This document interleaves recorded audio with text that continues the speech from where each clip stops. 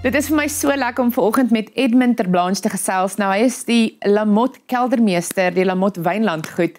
En ons praat 'n bietjie oor die 2025 oesjaar. Edmund, baie welkom hier by Grootplaas. Baie dankie, Mia, lekker om hier te wees. Dankie dat jy so vroeg opgestaan het vir ons. Vertel vir my as ons kyk na vanjaar se oes. Hoe lyk dit?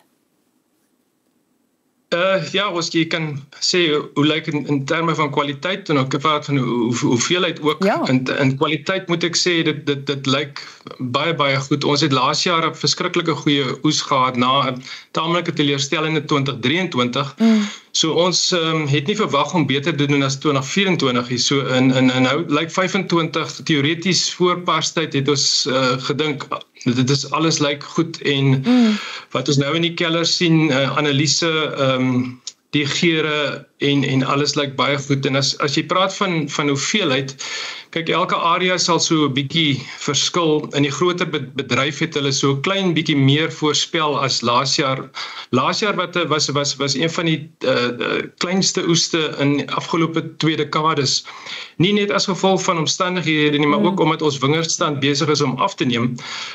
As gevolg van moeilike omstandighede in die wynbedryf het ons omtrent 13% van ons wingerdstand verloor en die wingerd word ook ouer en dit is hoekom dit kleiner word. So die kans dat hierdie jaar nou skielik baie groter sou wees is nie groot nie, maar ons effens 'n groter oes as laas jaar en hier en daar hoeveelhede anders, soos byvoorbeeld 'n unieke geval op ons eie plaas. Ek kry druiwe van verskillende areas en hier in Franshoek het ons byvoorbeeld as gevolg van droë toestande, die Bobbejane is honger en dors en hulle eet baie, hulle het omtrent 'n blok heeltemal weggevat en dan het ons druiwe van Kaap-Agulhas wat ons sal nooit weet wat presiese veranderlike dit veroorsaak het, waar die druiwe net baie minder is, maar nog steeds van 'n baie goeie kwaliteit. Vertel vir my, het die voorafgaande seisoene, was dit gunstig vir die jaar se oes? Ja, wat is gunstig? Gunstig is 'n koue winter en ons moet genoeg vog opbou, die damme moet volkom, die grondvog moet daar wees en dan kan die wingerd uitbot en dan soek ons nie te veel katastrofiese weergedrag nie. Ons soek 'n goeie lente. Dit kan maar dan droog raak. Wingerd verkies droog. Dis 'n semi-woestyn tipe plant wat se wortels tot 6 meter diep gaan en as die grond reg is, kan wingerd baie lank uithou. So ons soek droë toestande want dit hou die siektes weg. Ons soek nie baie sterk winde nie. En die grootste probleem wat ons op ons breedtegraad ondervind is nou maar 'n bietjie te veel hitte en die hittegolwe is wel bekend.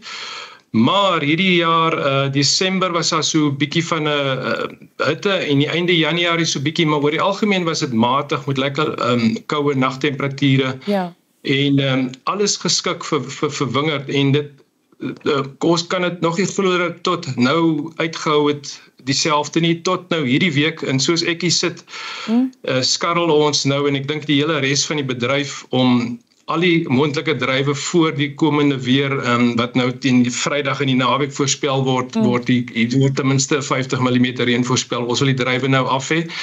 En as dit almal wat dit kan regkry, sou ek sê kan uitsien na 'n fantastiese seisoen as gevolg van die voorafgaande kondisies wat vir almal net perfek was. Ek sal graag by jou wil weet, watter cultivar lyk belovend hierdie jaar? Ek wil amper sê die spesie of genus en spesie Vitis vinifera deur die bank lyk baie goed hierdie jaar. Ja? Dis moeilik om een uit te sonder want soos nou net gesê ook die seisoen is nie soos in 2023 in 2 gedeel waar die laat variëteite die moeilikheid gekry het. Ja. En maar ons eintlik kon goed klaarkom met die vroeë variëteite nie. So al die variëteite het eintlik gunstige kondisies gehad en dis net hier en daar waar Ek pas nou nie Chenin Blanc nie, maar hulle sê Chenin Blanc se hoeveelheid is taamlik af. Ja. En dis hierdie daar seker uitsonderingkies. As ek nou moet sê en ek het nog nie al my druiwe in nie, maar wat vir my nou die mooiste in die kelder reg is 'n bietjie Shiraz daar van die Kaap-Agulhas wêreld af wat reg uitstaan in terme van kleur, geur, struktuur. Dit is absoluut 'n struktuurjaar. Ons het baie kleur, baie struktuur. Ons wag nog vir die goed op die dop om te kyk hoe die lyf uitkom. So alles, ons spesialiseer Sauvignon Blanc en ons het lieflike Sauvignon Blanc tenke van dwars oor die hele Weskaap wat alles mooi gesond, reg, mooi lyf, mooi geure. Ja. So ja, ek kan nie te veel uitsonder nie. Nou daar's hierdie mooi gesegde wat lei 'n goeie wyn word in die wingerd gemaak. Wat is jou opinie oor en werk jy en die wingerdboukundige op 'n daaglikse basis nou saam? Hoe's daai verhouding? Ja, ek stem 100% saam in die wingerd. Dit begin by die regte wingerd op die regte plek plant. As jy dit reg gekry het, dan moet jy moet onthou jy sit met 25 jaar minimum met jou investering en as dit reg is, dan loop dit daarvan af 80% reg. Die jaar tot jaar praktyke sal dan die eweredigheid bepaal en dit sal die gesondheid bepaal met uitsonderings. Jy kan oor 'n aantal jare die wingerd verwaarloos en dan gaan hy maar net agteruit. So wingerdpraktyke is baie belangrik. Oorsprong is die belangrikste, wingerdpraktyke natuurlik ook en ons samewerking, ek werk met 'n paar wingerdboukundiges omdat ek van druiwe van verskillende areas af kry. En hulle is merkwaardige mense self en as jy goed kan wegkom oor met 'n wingerdboukundige wat dikwels vir meer as een wynmaker druiwe lewe dan kan dit net goed gaan. So ons probeer lekker saamwerk. Daar's altyd die bietjie van 'n twist, moet ek sê, op 'n bietjie van 'n komiese manier van wingerdboukundige wil altyd hoeveelheid hê, waar ons wynmakers worry nie oor hoeveelheid nie, ons worry net oor kwaliteit. En dit is nou maar so dat jy hier en daar bietjie moet afgooi van die groener trossies ten einde nou meer eweredigheid en kwaliteit te kry. So ons spot maar altyd daaroor. En ons eie wingerdboukundige op Lamot moet kyk ook na baie plekke en ek moet sê, kan op sy knoppie druk en hy is merkbaardig as dit kom met, sê maar, ons moet al die druiwe vandag in hulle maak planne. So dis mense wat kan planne maak, ja. Ons is en ons moet saamwerk dwars die jaar. Edmund, ek weet ook jy is al vir jare by Lamot Wynlandgoed. Hoe bly mens kreatief? Elke jaar, hoe probeer mens verbeter? Want mens moet tog, ek is seker mens probeer bietjie anders dink elke jaar, né? Nee? Ja, dit is, druiwe is, ons maak nie koeldrankie, né? Dit is nie dieselfde resep nie. En hoe bly jy kreatief? Ek dink deur nie jou eie wyn te drink nie. Jy moet ander mense se wyn proe.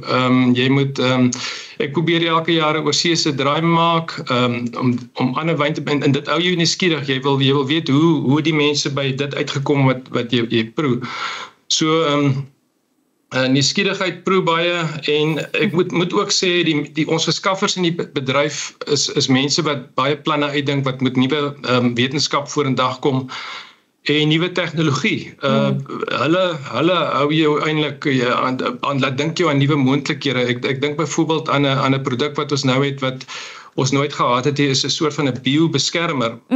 Jy kan letterlik met 'n lewende organisme jou toerusting saniteer of selfs by die druiwe voeg en dit is soos 'n wag wat jy daar sit wat tydelik al die goed wat jy nie wil laat groei nie besig hou totdat jy jou nou gekose seleksie van gis kan inokuleer. En dan is daar parsmasjiene wat as negatief gesien is in die verlede wat deesdae die sortering doen, die ontstingeling binne in die wingerd, los sommer die stingels binne in die wingerd en net die druiwe, skoon druiwe kom daar aan sonder blare, mooi skoon gesorteer. So dis dinge wat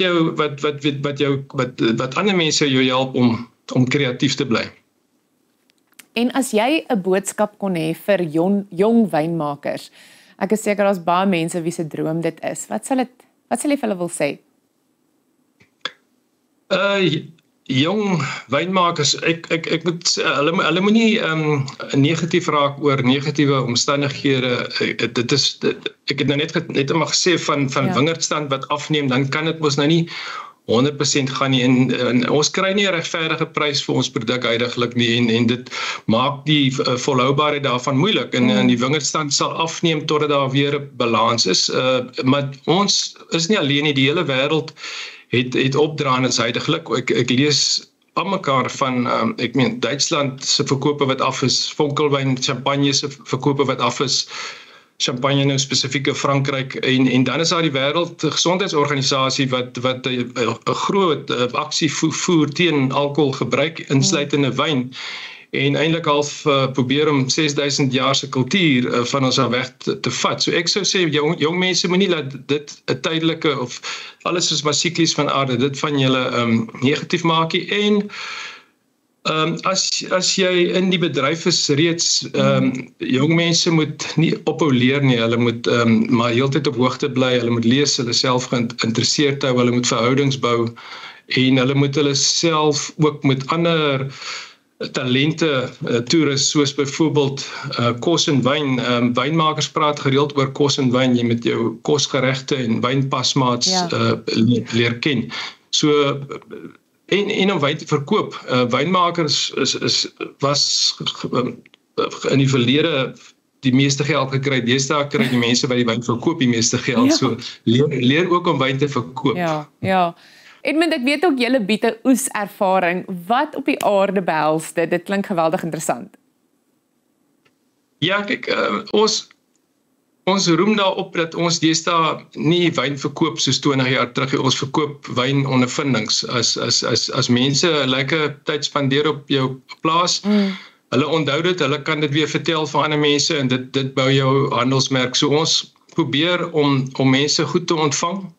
Van die hek af regdeur tot alles wat hier gedoen word. Jy kan letterlik 'n half dag spandeer op 'n plaas en daar's die ander plase wat dieselfde doen. Dus ons die hele bedryf is eintlik leiers op wyntoerisme. Daar's mense van bekende wynareas wat ander wêrelde wat vir ons kom luister en sien hoe ons dit doen. Maar in elk geval by ons kan so 'n pars ervaring is nou ongelukkig nou net hier in parstyd, is Februarie, Maart, want dis wanneer ons pars en iemand sal vir jou dan bietjie van die wingerde gaan wys en die verskil tussen die wingerde, die druiwe wat nog hang kan geproe raak, en jy kan self proe die rypheid.